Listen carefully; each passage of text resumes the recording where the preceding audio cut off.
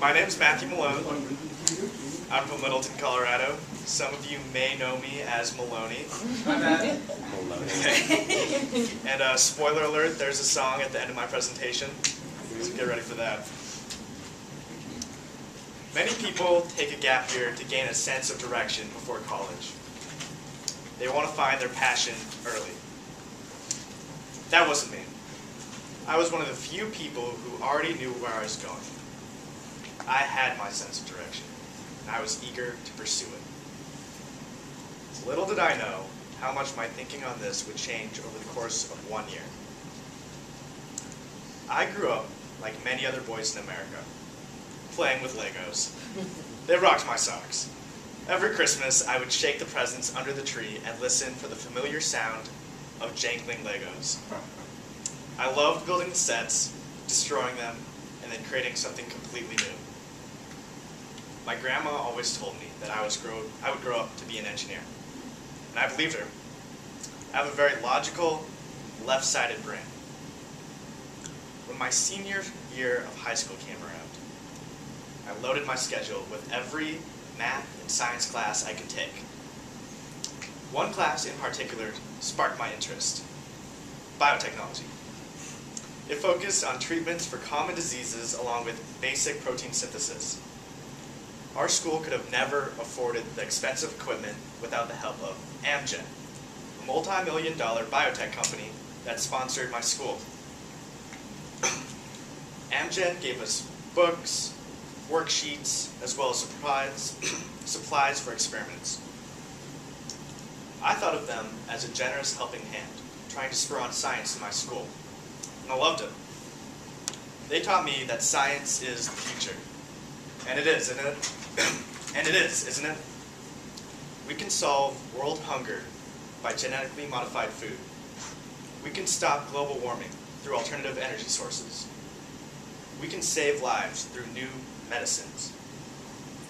Science is how we change the world. And I assumed that science led to development. That the more scientific research we had, the more that we could develop this world into a better place. And that companies like Amgen were at the heart of this development. Then I went on Thinking Beyond Borders, and everything changed. Our TBB trip around the world started in Ecuador. For many reasons, it was a perfect place to study the environment. One important reason being foreign oil companies had invaded Ecuador. Often these companies ignored safety regulations and ended up polluting the environment. What interested me was not what the companies had done, but the new, innovative solutions that were coming up for these problems. Biotechnology was creating bacteria that could ingest oil to clean up oil spills, and super trees that could suck up massive amounts of carbon. Just more ways that science was saving the world. I couldn't be more excited. As time passed, I paid more attention to the oil companies themselves. These companies were so rich, so powerful, that they could fight any litigation thrown at them for their pollution. My Ecuadorian host family had to live with the consequences of that. They relied on a delicate balance of nature. They used a nearby stream for drinking, cleaning, washing, bathing, fishing, and sadly, the stream was slowly being contaminated. One day, I jokingly asked my 10-year-old host brother, Jacinto, what the meaning of life was. I expected him to respond, chocolate, or something along those lines, but instead it was something much more profound.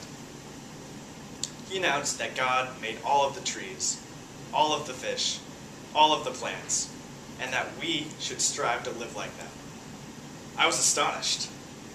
A 10-year-old boy was so in tune with nature that the meaning of life to him was to live as nature does. And here were oil companies indirectly killing the fish in my host family's river, forcing them to depend on outside markets to supplement their diet.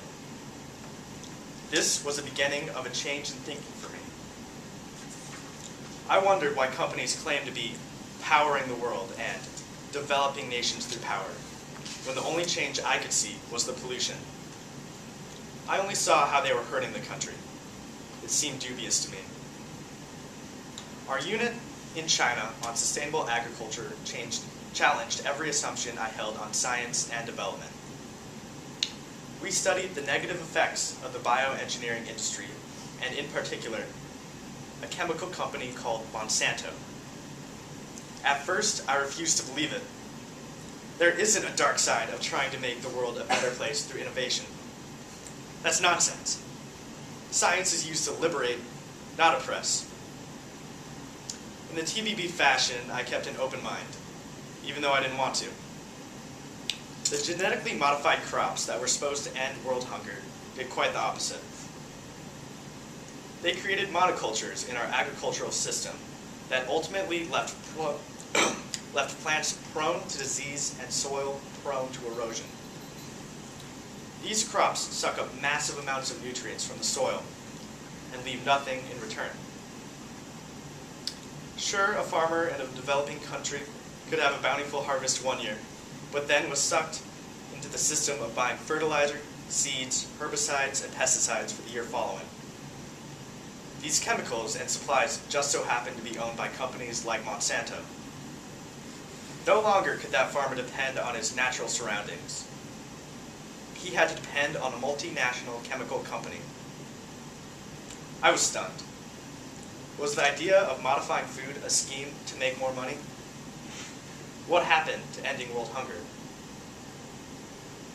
I found out that biotech companies have pushed the government to classify genetically modified food as generally regarded as safe, so that companies don't need to test or label their products, even though the viruses and bacteria used to change the DNA of GMOs can have adverse effects. What the heck? Science is supposed to be about testing your findings. I couldn't believe it. Monsanto seemed like such a wholesome company.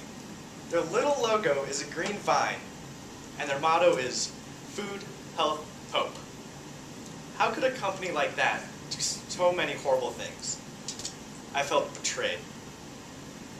What set me over the top was when I heard that biotech companies will actually patent genes used for cancer research, so that researchers who try to cure cancer with that gene must stop or pay a fine. How is this creating hope? How is this creating a better tomorrow through innovation? I had been fooled. My high school class, which had been funded by a biotech company much like Monsanto, had only shown me one side of the story, the side that they wanted me to see. And what scares the heck out of me is that I might have never seen the other side. I could have worked for a company like Monsanto, truly believing that I was making a difference in the world. I could have been creating a product that would have been used for oppression. I could have lived in an ignorant and blissful world. And at this point, I questioned if I really wanted to go into the biotech field. I wondered if I would be the most effective agent of change if I went into another field. In South Africa, we worked alongside home-based care workers who would visit the homes of sick and make sure they're taking their medicine and to provide support and company. Through this project, I directly saw how medicine was saving lives. Just 2 years ago, my HIV-positive patient, Linda Webb, was unsure if she would see her son graduate because of her declining health. Now, she is a healthy, passionate, loving mother because of the antiretroviral treatment she is taking. Whenever she spoke about her recovery, she would announce, I am strong, and it was inspiring. She is just one of the many success stories that I witnessed, but there is still much more work to be done. All over the world, thousands of people are dying from treatable diseases. I was conflicted.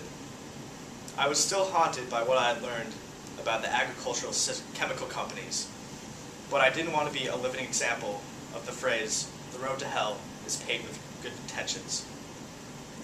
But on the other hand, companies were saving lives.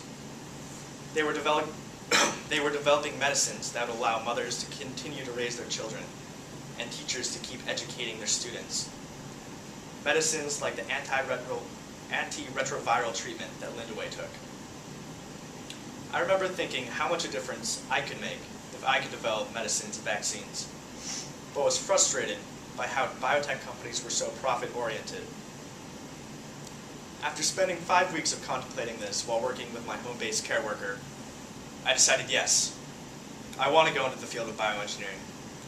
It is what I'm passionate about, and I believe it is how I can do the most good in the world. Yes, the industry has flaws. For example, patent laws allow companies to charge ridiculously high prices for essential medicines.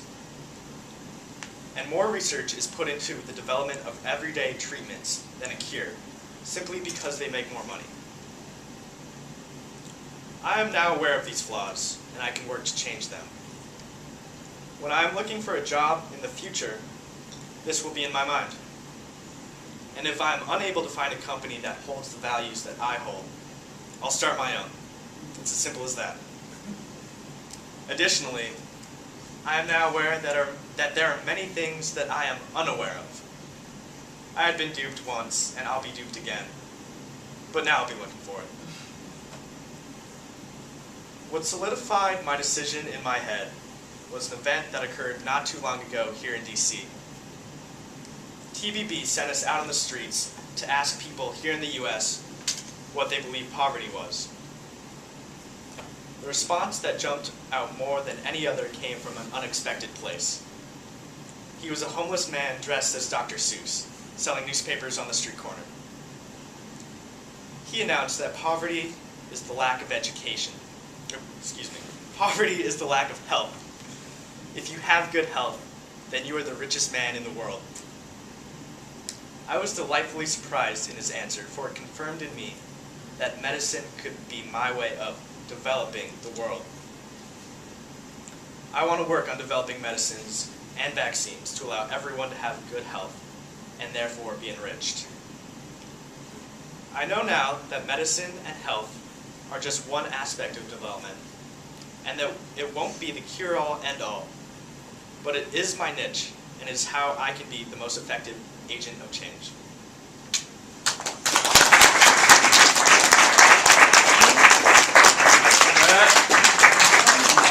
I'd like to conclude in a song that I wrote.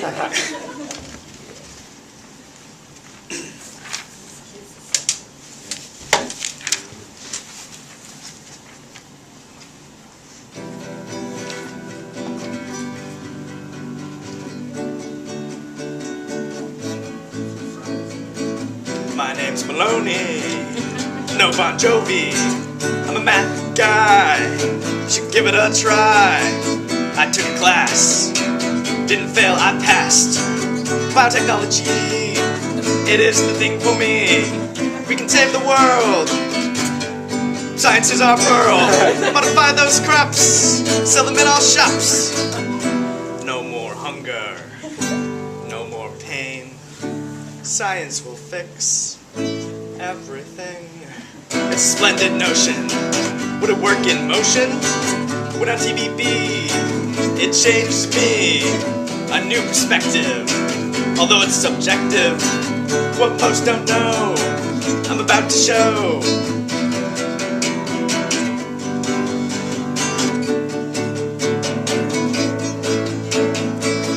These big companies aren't so holy. They're taking over very slowly. Chemicals for our food. Wait, is it crude? Can it help the weak? That's what we should seek. Chemicals, no diversity. Who benefits from this? Not you or me. But could I work like this? Could I find my bliss? I questioned it. It was hard, I admit. Here's my conclusion through the confusion. Yes, biotech, but not for the check. My value's strong, I will not prolong. Look at every facet, not that I can pass it, but so I can find the truth, like a detective sleuth. Focus on what we need, not just money. Honesty and integrity, that's what's important to me. I'm ready to fail, so I can pave a trail. Bias-free work, that will be my quirk. I won't give her a pour, that will exploit the poor. Sincere science, that will be my alliance.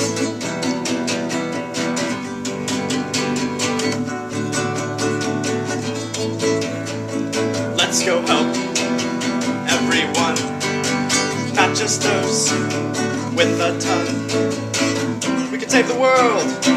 Science is our pearl. As long as we're smart, we can all take part. Honesty and integrity, that's what's important to me.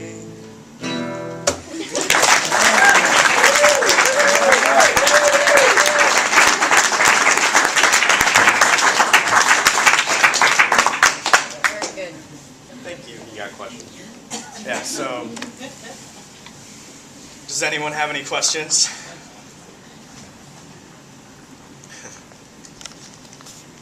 Go ahead.